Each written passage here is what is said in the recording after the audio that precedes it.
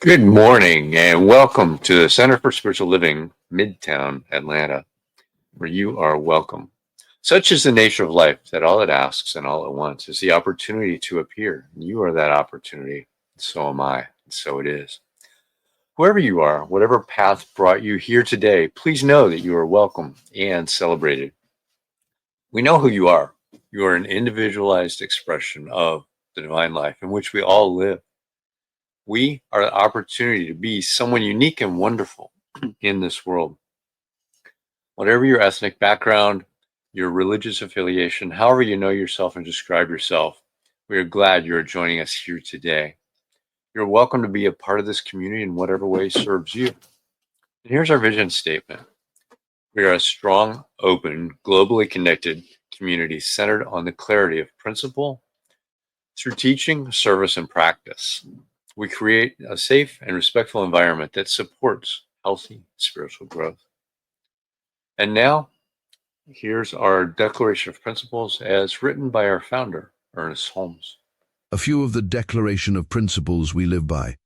I believe in one God, one absolute power, and first cause to all things. I believe that this power is perfect love, and it creates out of a desire to express love. I believe all thought is creative, and how I choose to think creates my personal experience. I believe in the unity of all life, and the immortality of the individual soul forever unfolding. I believe in the eternal goodness, the eternal loving kindness, and the eternal givingness of God to all. And so it is. So grateful, hey. Welcome back. So, a practitioner is someone who has demonstrated the ability to use spiritual practice and spiritual laws to bring about great changes in their lives. And they've demonstrated they know how to bring about these changes in others when they're asked. You can reach our practitioners on our website, cslmidtown.org, and look for the practitioners and communicate with them. Today we've got a special practitioner. Becky Fox is an artist, a graphic designer, facilitator, teacher, spiritual coach who specializes in empowering others to create a life that is fulfilling and meaningful. Becky is a licensed practitioner emeritus with the Centers for Spiritual Living, trained in assisting others to make changes in their life in their way of thinking, whether in a class, in a session, or one-on-one. Becky provides a safe and comfortable space where each person is encouraged to step through their fears, move into the life they have always dreamed of having. And Becky uses her creative and artistic background in classes that uses arts to heal and transform lives. Welcome, Becky. Oh, thank you. It's always a pleasure. I just love your community. Thank you for inviting me again back here. And so I just invite everybody to turn within to that heart space. As we begin this morning's prayer treatment, just feel the gratitude, the gratefulness, because it's in this heartfelt space of being grateful where it opens up our hearts to receive all the good that God supplies for each one of us. And in this wonderful, loving space, I recognize this one divine spirit that is all-knowing, all-powerful, and everywhere present. It is the very essence of who and what each one of us is, the very essence of our being.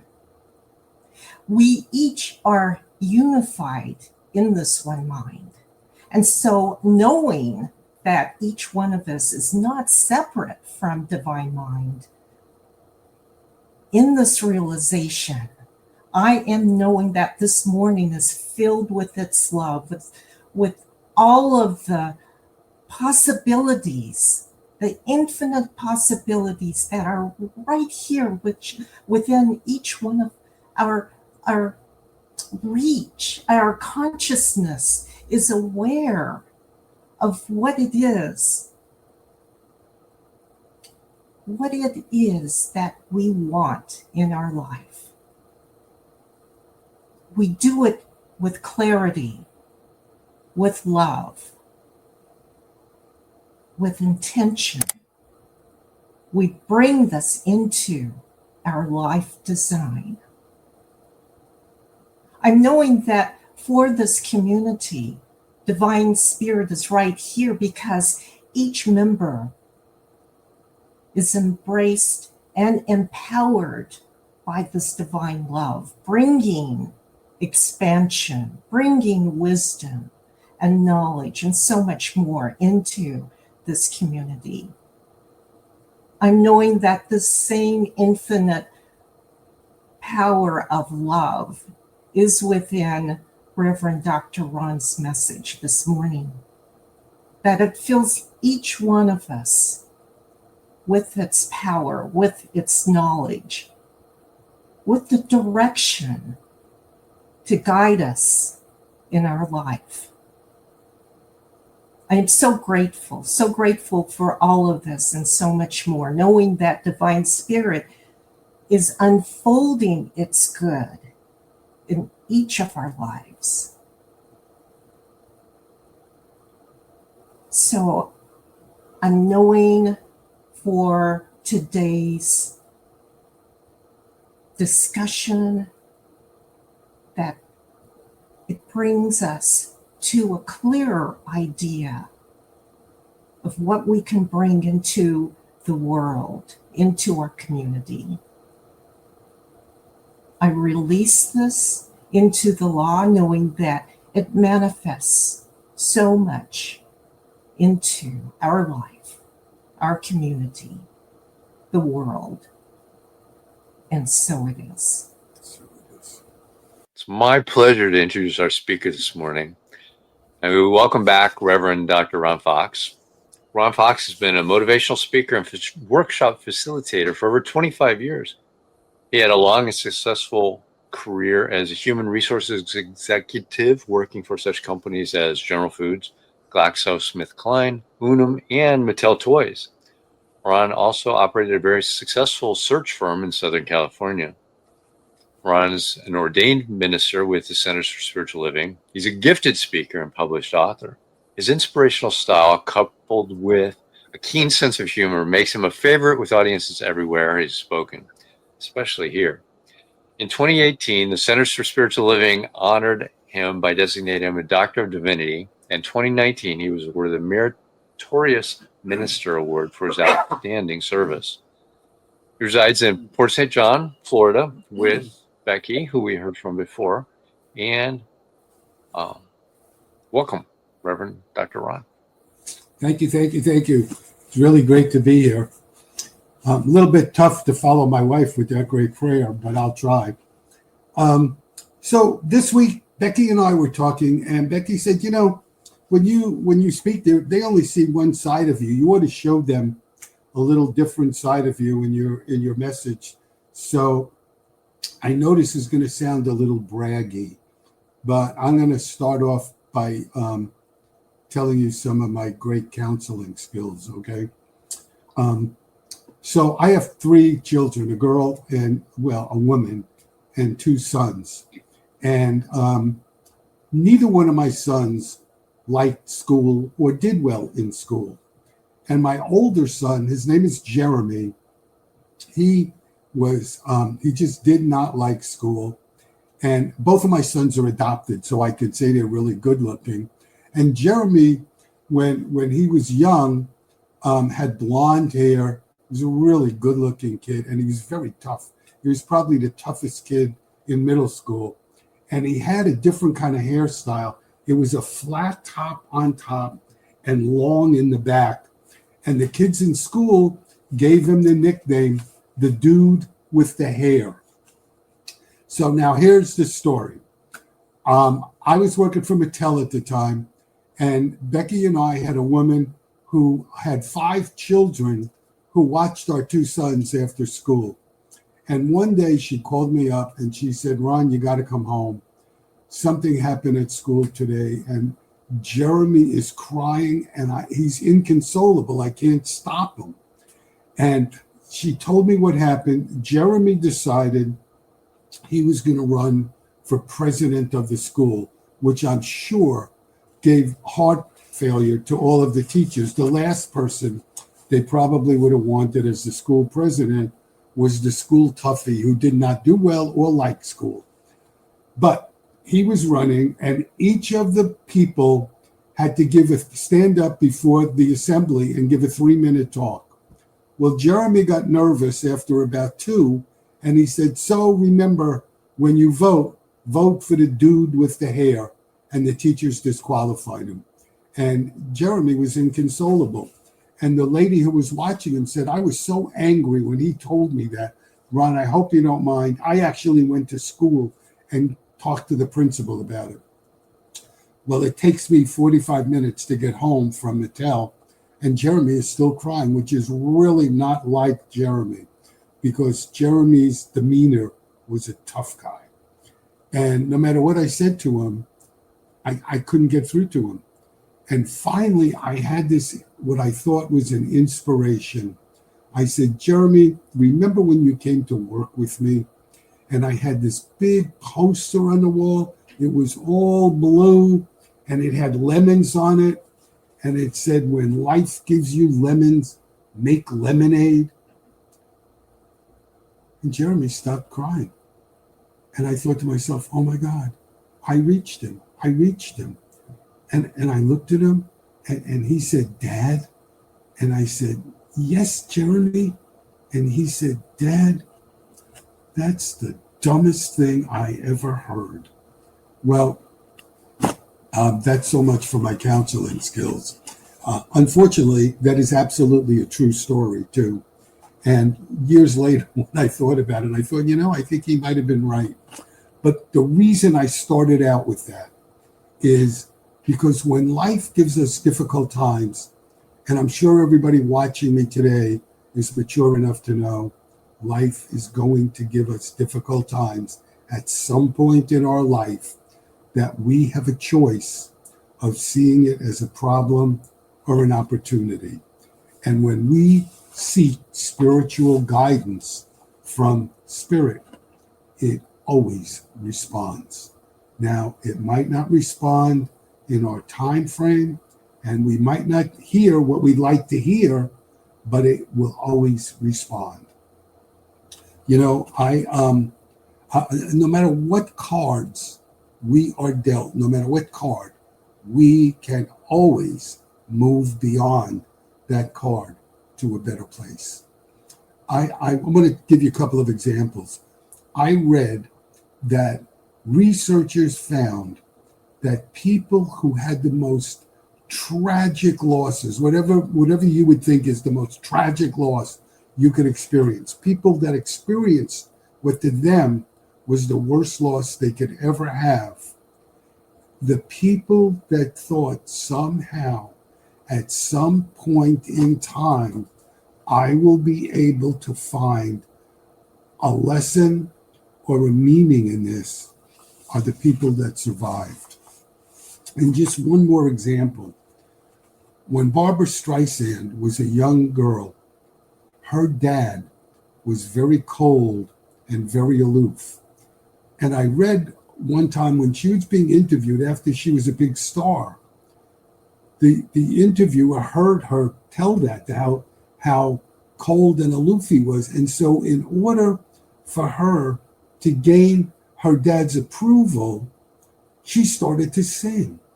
And so the interviewer said to her, so are you saying if you never had to seek your dad's approval, you might not have ever gone into show business? And she said, yes, that's exactly what I'm saying. And the point to me is, when life gives you what seems to be the worst thing it can, and I'm sure for a young girl, not being able to connect with her dad is one of the worst things. When life gives you one of those things, it's often what pushes us forward too. You and I are powerful creatures. Only ideas of limitation can hold us back. And when we get rid of those ideas of limitation, we can get to places we never dreamed we would be. So what is a life without limits? It's a life without restrictions. It's a time when you and I give ourselves permission to think big and to dream big. And when we do, doors open for us. You know, some of us are living lives with limitation and we don't even realize it. It's really interesting. Children have great dreams. They give themselves permission to dream big. Let me give you 2 examples. There have been researchers that gone into schools, and when they go into the lower grades, you know, the first couple of grades, and they say to the kids, what do you want to be when you grow up? They get tons of answers back. When they take the same question in the same school, in high school, they get nothing. And Carl Sagan said, remember Carl Sagan is the scientist, when he would go into schools to talk science, when he went in and spoke to the young kids, they would ask question after question, and there would be all kinds of things going on, all kinds of energy. When he went into the high schools, they got next to nothing because the kids were afraid to ask a quote, quote, stupid question. You know, what happens to that dreaming, to that thinking big? I think it's what happens is that the adults in our lives treat us the way they were treated, and they do it out of love. They give us and inculcate in us what their ideas of a successful life is. You know, my wife is an artist. When she graduated high school and wanted to go on to an art school, her mom said to her no, and her brother, her dad was gone, that that's not what girls do to be successful. You need to go and learn how to be a secretary. And for years, that took her away from her art. So, you know, we don't, if you look and you feel like you're living somebody else's dream or somebody else's life, you can change that, because beliefs aren't meant to stay. Beliefs are only meant to be in our life as they serve. And when they serve no more, we can do the work to release that belief and take on beliefs that do serve us. You know, Esther and Jerry Hicks write that the universe, we should expect good from the universe, because the universe is a friendly place to us. And we should recognize that you and I are spiritual beings that have great strength and great power. And when we recognize that, when we recognize our strength, when we recognize our spiritual power, we can be anything, we can do anything, and we can have anything. I want to give you 2 examples from my life. And the truth is, both of these examples, I didn't realize my own power, my own strength, but other people recognized it for me, and it made a difference. I had a great relationship with my dad, and I went to undergraduate school to New York University. I majored in economics, and the school that I was in was almost all guys. And I think I was a junior or a senior, I was taking a philosophy course, and it was all guys and one girl. And this young woman was gorgeous. She was the kind of girl that most guys would look at and say, I ain't never getting a date with her. And I was running for student government. And so I had to have petitions signed, and I would do it in my classes. So I passed my petition around, and sure enough, she signed it with her address and phone number. And when I got home, I was telling my dad about it. And he said, you're going to call her up and ask her out? And I said, not a chance. And he said, why not? And I said, Dad, look where she lives. She lived on Park Avenue, in the nicest area you could live in Manhattan. and we lived in a tenement in the Bronx. And my dad said, hey, he laughed. He said, maybe she'd find it quaint to go out with a poor guy. And then he came in and he sat down and he said, you need to make that call. He said, you're a big guy. I can't tell you what to do anymore, but you need to make that call. You need to make it to prove to yourself that you're more than you think you are. He said, when I look at you, I see a good-looking kid, smart kid with a good sense of humor, and you're selling yourself short. You need to pick up the phone, and you need to do it. And so I did. And I can still remember when she picked up the phone and said, hello.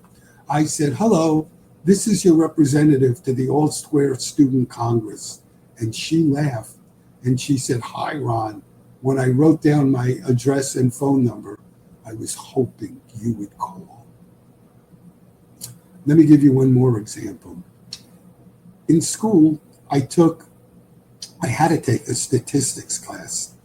I wasn't really good at statistics. And as a freshman, this was, and when we first started school, all of the freshmen came really dressed up, ties, looking good.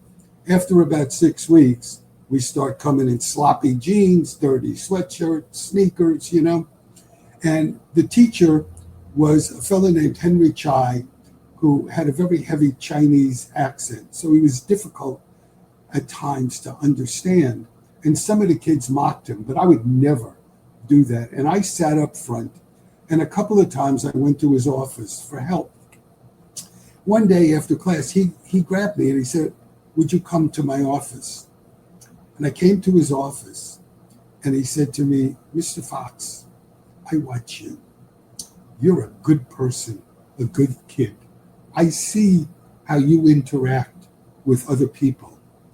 I also see you're not good in statistics, but you're a smart kid too.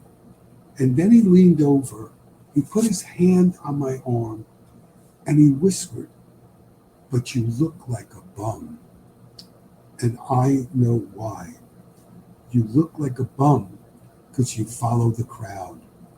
Mr. Fox, you're better than the crowd. You don't need to follow them. If you do, they will bring you to their level, and then you'll be one of many, but you're better than that. That's all. Goodbye. Well, I was like 18 years old, and it really shook me up. So much so that I spent the whole weekend thinking about it. And Monday, I came to school dressed up again. Now, I'm not saying that was what brought me to having a great school career. But at the end of that year, I had 12 classes, I got 10 A's, and I got a full academic scholarship. And I do think part of it was because Henry Chai saw something in me that I didn't see. And my dad saw something in me that I didn't see. And, when my wife was introduced before, and you heard about what practitioners do, if you can't see your truth, they can see it for you. Let me read you a quote from the Buddha. There is praise, blame, gain and loss, pleasure and pain, fame and disrepute. Did you think this would not happen to you? We go through all of that in our life. And when we do, we're never alone. Spirit is always with us. Even Jesus and Buddha went through difficult times. When we go through difficult times, we need to face them and find our strength to meet them head on. We can ask ourselves, what matters to me now? What would a wise person do? We need to remember who we are. And when we do, no matter what happens, we can rely on our strength and our courage to get through. So here are 5 questions in difficult times that you can ask yourself. The first one is, what can I learn from this? I always tease and say to my friends, there's great advantages to being married to a practitioner and disadvantages. The disadvantage is I never get to wallow. When I'm having a tough time, my wife doesn't let me wallow. Recently, I did have a really tough time with somebody, and everybody I spoke to said I was right, including Becky. It was somebody did something that was very wrong, and everybody said, you're right. But when it was all over and things had calmed down, Becky sat me down and said to me, okay, how is he your teacher? What can you learn from this experience? We can all see an opportunity to learn and to grow from every experience we have. Second question is, how can this strengthen me? You know, when we go through a difficult time, we can be strengthened when we come out the other side. We can see our own spiritual power. Mary Tyler Moore, this isn't a quote, but she said something to the effect of, if only good things happen to you, how can you ever see what your strength is? A third question we can ask ourselves is, how can I use this to my advantage? Meaning, how could I see it from another perspective? And when you do that, maybe you could find out another solution to it, another way to approach the issue, whatever it is. A fourth question we can ask ourselves, how can I use this to help others? And the last question is, what would make this a worthwhile experience? And I'll just say to you, when I went through my divorce, I thought it was the end of the world. And the truth is, it was the opening of a world.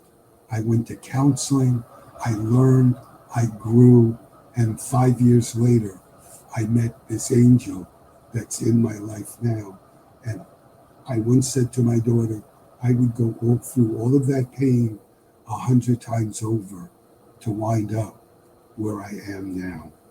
So all of these questions, they remind us how we can feel empowered. They remind us we always have a choice in how we respond. And it reminds us that in every difficulty, we can see a blessing or we can see a challenge. What we see is up to us. Marianne Williamson said that in life, when there are events in her life, they aren't always going to turn out the way she would like them to turn out. She said, but she's okay with that. And I think she said that because Marianne Williamson knows how to pray. Marianne Williamson knows how to meditate. Marianne Williamson knows how to write prayers and affirmations. In other words, Marianne Williamson has tools to deal with difficult times. You and I can have those same tools because we teach them in CSL. We teach them in the foundation class. And we sure want to learn before the difficult times come, because when you're going through tough issues, it's too late to say, oh, what are the 5 steps of treatment again? How do I write that affirmation? What do I need? What do I need to do? You know, there's a Bible passage that talks about building a house on sand or building a house on a rock. And it says, if you build it on sand, when the rain and winds come, the house will collapse. When you build it on a rock, this house will continue to stand. Life is like that too. And the rock in our life is love. People may betray us. People may disappoint us.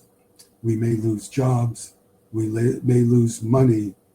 But our heart, when our heart remains open, we can move beyond any issue in our life.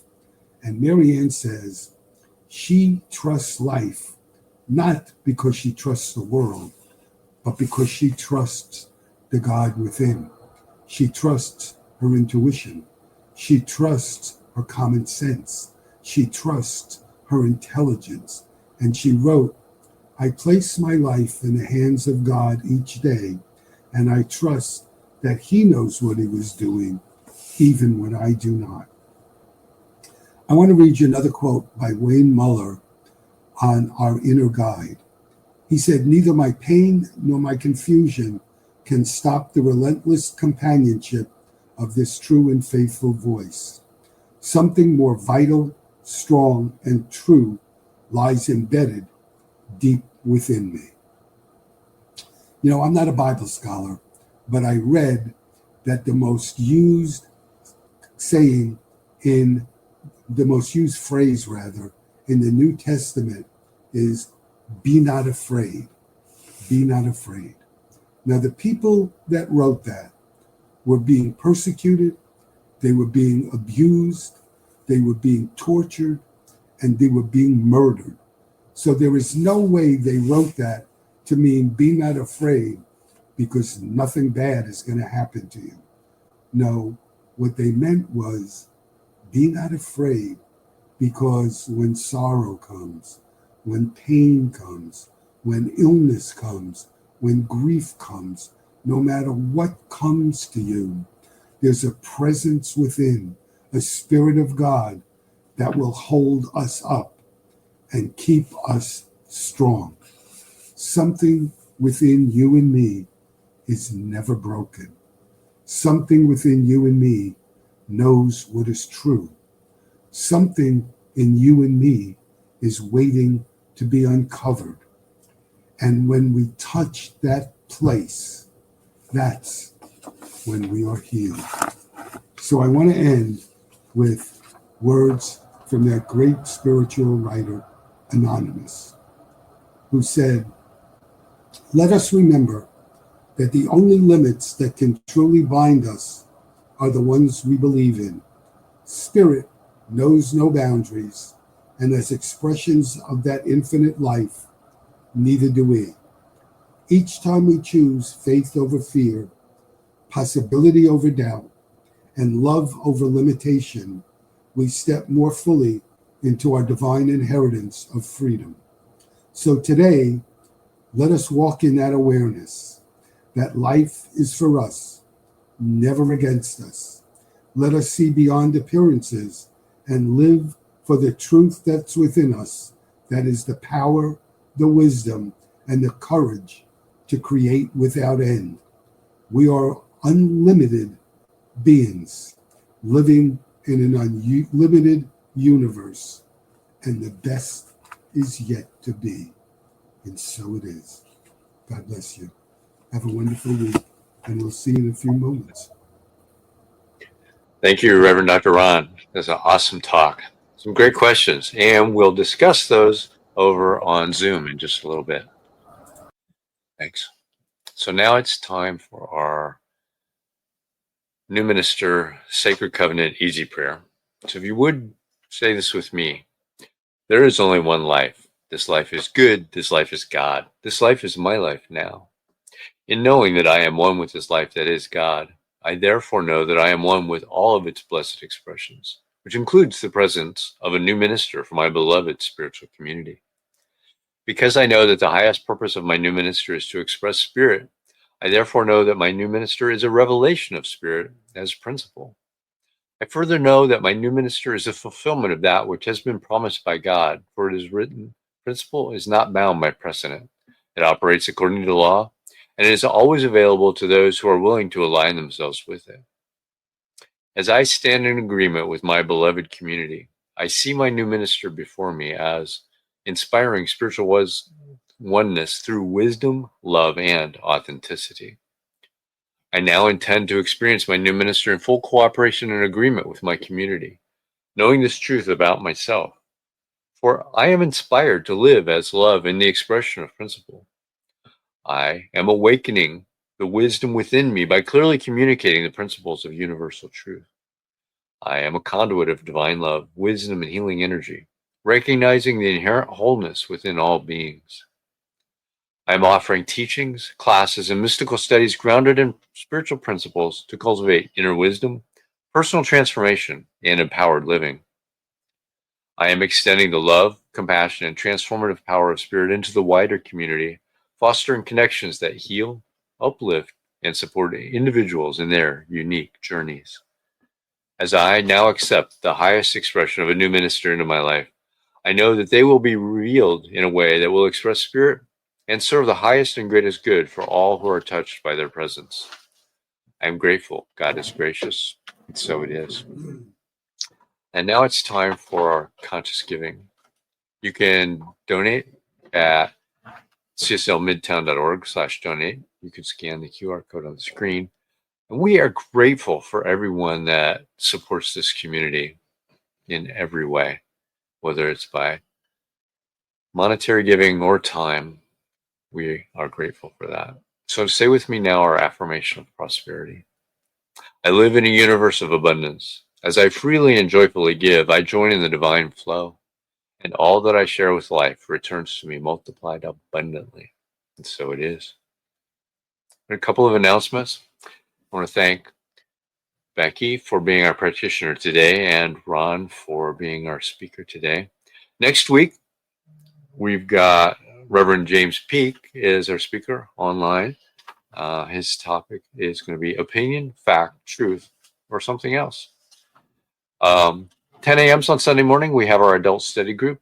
They're going through this Science of Mind textbook. You don't have to read that week's chapter to join the discussion. So you can get there by going to our website, cslmidtown.org, and scroll down to the bottom where the Zoom link is and click on that and put in the passcode. You can download the CSL or the New Minister's Sacred Covenant Easy Prayer from our website as well. And you can join us after this for a discussion with Ron and Becky. Same website, cslmidtown.org, and scroll down to the Zoom link, click that with the passcode and get into that discussion, which is happening right after this. And now let's do our affirmation of life. I leave this place now knowing something better than I knew before. I go forth into the world with a heart full of love and a mind full of good sense. I look at the world in a greater way, knowing that I have within me everything I need to create the life I desire. I give thanks for this understanding, and I am grateful for the spirit of life that lives through me. And so it is. Have a great week, everybody.